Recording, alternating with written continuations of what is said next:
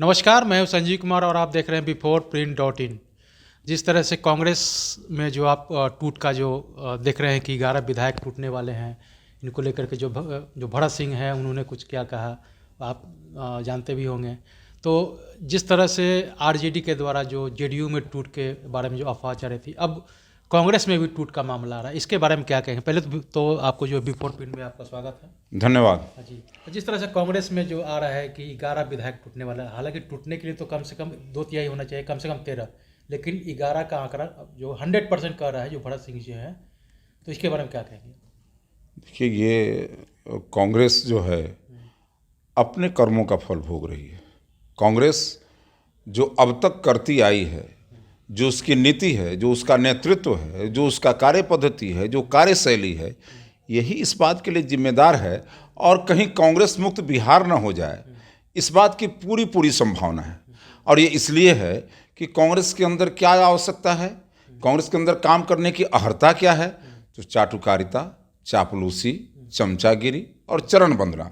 और इसलिए मैं कहना चाहता हूँ कि बिहार के अंदर जो राजमाता के चरणों के भक्त जो आए हैं, उनका चरण बिहार के लिए शुभ नहीं दिख रहा है। अब भले ही राजमाता के चरणों के वो दास हों, लेकिन बिहार के अंदर लगता है कि उनके चरणों का प्रताप ये है कि बिहार से कहीं कांग्रेस समाप्त न हो जाए। और इसलिए मैं कहना चाहूँगा कि बिहार के ये उनका जो कार्य जूतम पैजान है बिहार के अंदर। आज देखिए सदाकत आश्रम में क्या हुआ, एक दूसरे से मारपीट करना, एक दूसरे को गाली गलौज देना। और इस स्थिति में कांग्रेस आज मिट भी जाए तो कोई आश्चर्य नहीं होगा।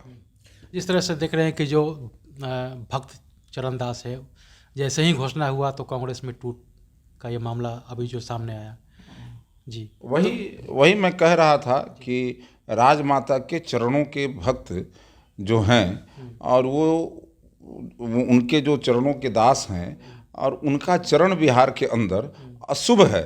और मुझे लगता है कि कांग्रेस इनके चरण पड़ने पर कहीं मिट न जाए, समाप्त न हो जाए। जनाधार विहीन ये कांग्रेस आज बिहार के अंदर समाप्ति के कगार पर है। और मैं समझता हूँ कि ये कोई आश्चर्य नहीं है कि कांग्रेस टूट जाए। उनके लोग कह रहे हैं और हम लोगों को उससे कुछ लेना देना भी नहीं है। वो टूटेंगे, वहाँ से निकलेंगे, उनकी आस्था जिस दल में होगी उस दल में वो जाएंगे, इससे कोई मतलब भी हमें नहीं है। लेकिन हाँ, ये जरूर है कि उनके नीति नियत, नेतृत्व और कार्यशैली का परिणाम है कि उस पार्टी के अंदर रहने वाले सारे लोग असहज महसूस कर रहे हैं और वो कहीं ना कहीं अपना शेल्टर तलाश रहे हैं। देखिए, जिस तरह से लालू प्रसाद यादव जी के द्वारा जो रणनीति बनाई जा रही है कि जेडीयू को तोड़कर जो एनडीए से महागठबंधन में शामिल करा जाए, तो कहीं ना कहीं कांग्रेस के अंदर भी ये डर पैदा हो गया है कि अगर जेडीयू और आरजेडी एक साथ हो जाते हैं तो कांग्रेस का वजूद जो है, उनका सीट भी बहुत कम है, तो ये भी डर सता रहा है क्या उसे?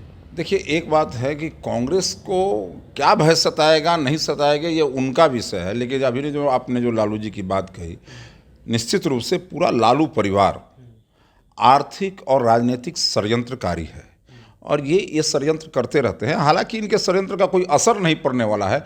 आज जो परिस्थिति आज बिहार के अंदर देख रहे हैं, जनता दल यूनाइटेड, भारतीय जनता पार्टी, हम और वीआईपी का जो ये गठबंधन है, जो एनडीए है, ये एनडीए बिल्कुल 5 वर्षों तक बिहार के अंदर सरकार चलाएगी। हम बिहार की जनता की सेवा के संकल्प के साथ जो आए हैं, हमें जो बिहार की जनता की सेवा की प्रतिबद्धता जो हमें है, जनता ने जिसमें विश्वास प्रकट किया है, इस विश्वास के साथ हम 5 वर्षों तक सरकार चलाएंगे और सरकार बिल्कुल ही बिना किसी बाधा के चलेगी। और इसलिए उनके यहाँ क्या है वो समझे, लेकिन यहाँ निश्चित है कि बिहार के अंदर हमारी सरकार बिल्कुल ही बिना किसी बाधा के चलेगी। जी, दूसरा सवाल ये है कि जिस तरह से नालंदा में भारतीय जनता पार्टी के द्वारा जो प्रशिक्षण शिविर लगाया जा रहा है, तो नालंदा में क्यों? क्योंकि वो नीतीश का गढ़ है या वो ज्ञान की धरती है, इसलिए कि वहाँ पे कुछ ज्ञान अर्जित किया जाए?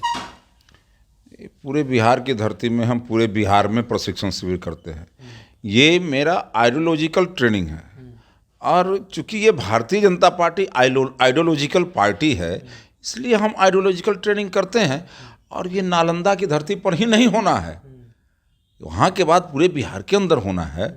और ये तो आपको आपके चैनल के माध्यम से मैं बताना चाहता हूँ और सब लोग जानते भी हैं कि समय समय पर एक निश्चित समय पर हमारे यहाँ प्रशिक्षणों का दौर चलता है और अभी फिर से प्रशिक्षणों का दौर प्रारंभ हुआ है। राष्ट्रीय स्तर पर, प्रदेश स्तर पर, फिर क्षेत्रीय स्तर पर, फिर जिला स्तर पर, प्रखंड स्तर पर और नीचे तक हमारा प्रशिक्षण होगा। और ये किसी के खिलाफ और किसी के समर्थन में नहीं हो रहा है।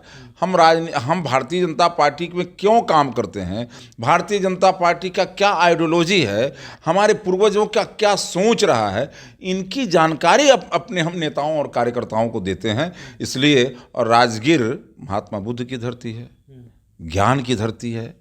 आखिर कोई ना कोई बात तो होगी कि महात्मा बुद्ध वहाँ पर गए होंगे, कोई ना कोई बात तो होगी कि हमारे पूर्वजों ने वहाँ पर शिक्षा का इतना बड़ा संस्थान खड़ा किया था और वहीं जाकर के हमारे लोग ट्रेनिंग लेंगे। और वहाँ पहले भी पावापुरी में हमारा कार्यक्रम हुआ है, प्रशिक्षण हुआ है। इसलिए ये सब सोचना कुछ नहीं, ये सब बेकार बात है। सब लोग हम लोग वहाँ पर आइडियोलॉजिकल ट्रेनिंग के लिए जाएंगे और उसके बाद फिर पूरे बिहार के अंदर करेंगे।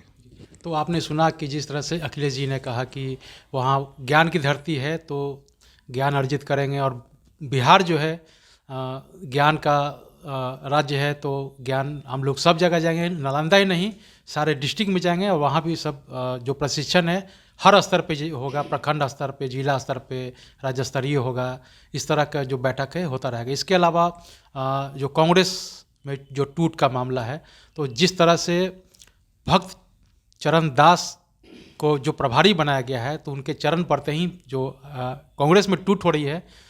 तो आप फिर देखिए, आगे देखते हैं क्या होता है। चलिए अब चलते हैं दूसरे खबरों की तरफ। तब तक के लिए मुझे दीजिए इजाज़त। धन्यवाद। अगर आपको हमारा वीडियो पसंद आया हो तो इसे लाइक करें, सब्सक्राइब करें और साथ ही बेल आइकन दबाना ना भूलें।